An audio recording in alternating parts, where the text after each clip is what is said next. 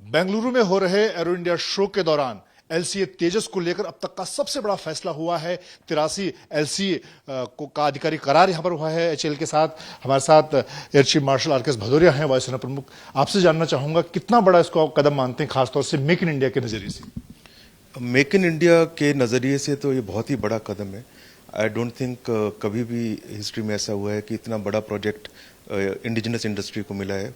48,000 करोड़ का प्रोजेक्ट जब एचएएल बनाएगा, second year, third year and entire aerospace defence industry, MSMEs हो, प्राइवेट सेक्टर हो, उनके पास इसके काफ़ी डाउनस्ट्रीम इफेक्ट्स जाएंगे।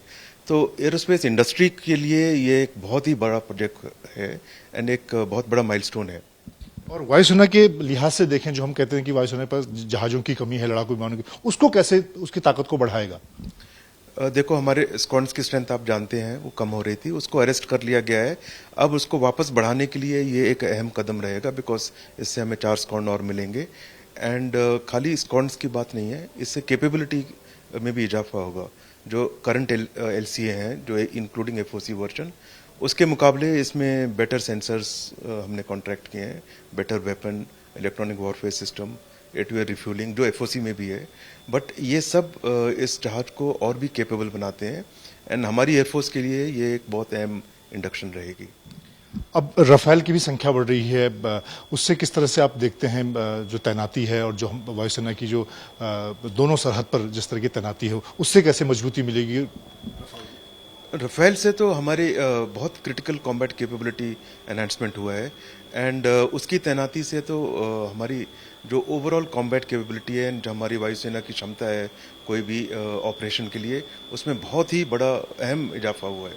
तो उस हिसाब से राफेल की इंडक्शन तो बहुत ज़रूरी कदम है इंडियन एयरफोर्स के लिए एंड आने वाले समय में ये एक सबसे बड़ा कदम रहेगा, जिसके कारण हमारी क्षमता में एक बहुत क्रिटिकल जंप आया है।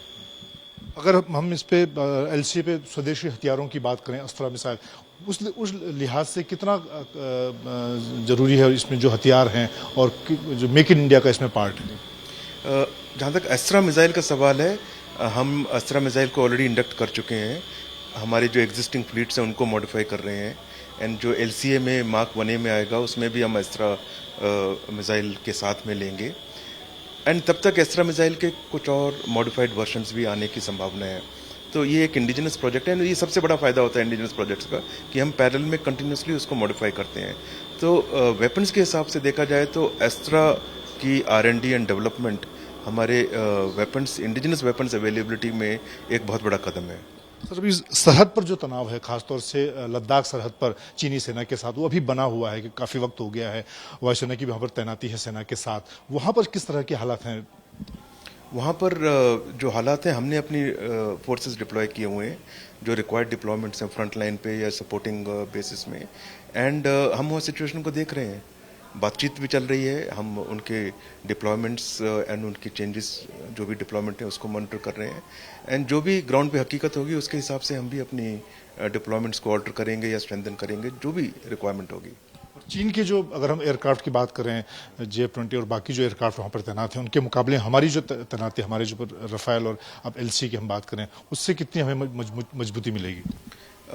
चीन के जो एयर पावर को अगर देखें तो उनकी तैनाती का हमें ज्ञान है एंड उसके हिसाब से हमारे राफेल की तैनाती, हमारे राफेल की अवेलेबिलिटी, जैसे मैंने बताया अभी, बहुत ही अहम कैपेबिलिटी एनहांसमेंट है एंड उससे हमारी क्षमता बहुत बढ़ती है।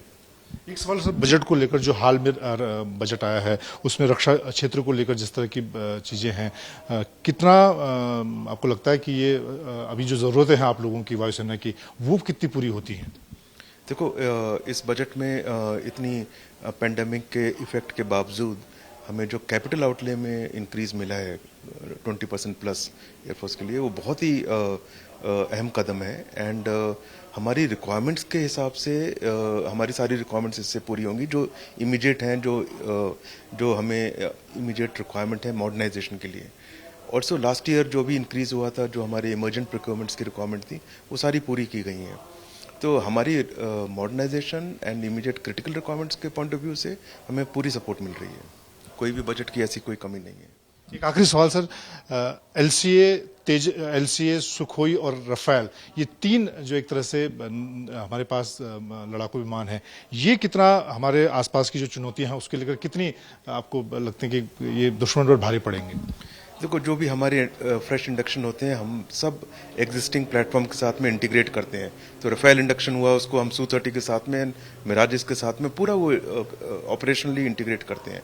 अब एलसीए भी उसी में सब इंटीग्रेट हो रहा है। मार्क 1 जब आएगा वो इंटीग्रेट होगा।